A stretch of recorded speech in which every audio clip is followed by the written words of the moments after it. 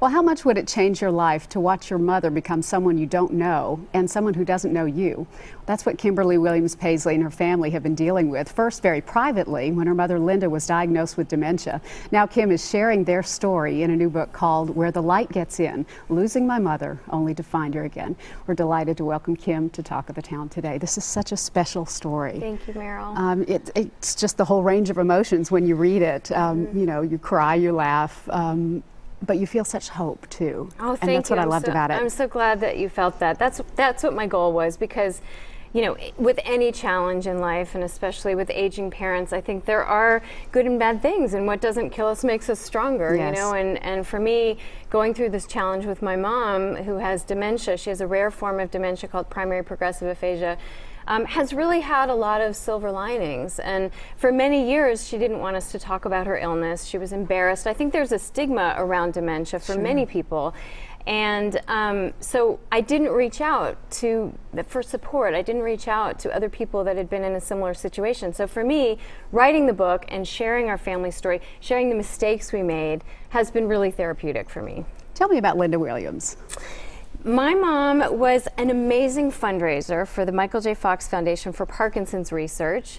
She could ask people for millions of dollars with a straight face and get it. And make them happy that they gave it. And her philosophy was that she was offering a gift to someone. She was offering a pathway to make the world a better place. So she had no qualms about asking people for lots of money. She was really good at it. In 2003, actually, at my wedding to my husband, Brad, we first noticed her having a little bit of trouble speaking. And over the following 2 years, she would come to us and say, "This is weird. I'm having trouble signing my check at the grocery store," or "I'm struggling more and more to find words." She started having more trouble in her job. And finally, after a couple of years and many tests and different doctors, they came to the diagnosis. The personality changes so much with this disease, and your mother became a person that you really didn't know. Yeah. The challenges with that for you and for your family had to be so great. They were, and it was complicated because one of the last things to go was her pride. So I was struggling for a long time to protect her. I was also mothering my young children, protect my children from my mother, and protect her pride. So there was a whole lot going on, and it was very complicated. And then coming to the gut-wrenching decision that my father, who was her primary caregiver, could not do it anymore. And he had people coming in, but there were so many moving parts, and the bottom line was she was miserable and he was miserable. I was afraid we were going to lose him before we lost her. And really the best move for her, though it was the hardest day in my family's life, was to move her into long-term care. And that's where she is now. How's she doing now? She's sort of plateaued a little bit. She goes on and off of hospice. She's nonverbal. She's in a wheelchair. Everything is done for her. But I saw her 2 days ago, and we really had a nice visit. And I've learned some days are harder than others, but I've learned to embrace this new person that's in front of me and still learn from her. She's still my teacher.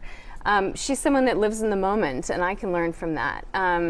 She's taught me to embrace this new person that's in front of me, who can delight in a song and delight in someone new that walks in the room, you know.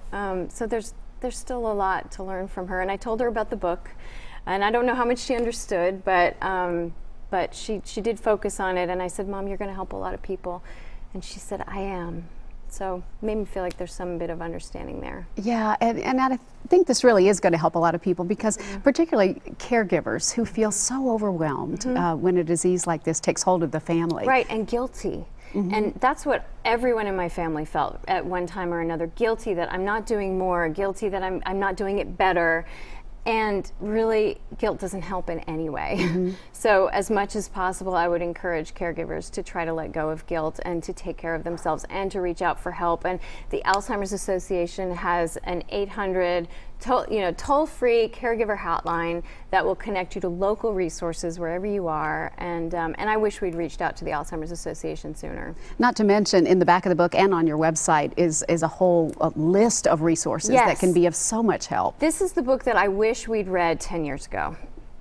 Well, you've written it now, and so many people, I think, are going to benefit from this. Well, thank It's you. a great mother-daughter story, too. So even if you're not dealing with the exact situation that your family did, it just explains that wonderful bond between mothers and daughters. Yeah, I mean, our families grow and change as we do, and that always is going to be uncomfortable. But yeah, it's hopefully a way to navigate through that. Thank you so much for your courage. Thank you. For sharing. This is wonderful. Thank you. All right, Kim is discussing her book Tuesday, April 19th at Salon at 6:15 at the downtown Nashville Public Library. You can get tickets and more information online at salon@615.org. And if your family is dealing with dementia or Alzheimer's, the local chapter of the Alzheimer's Association is here to help.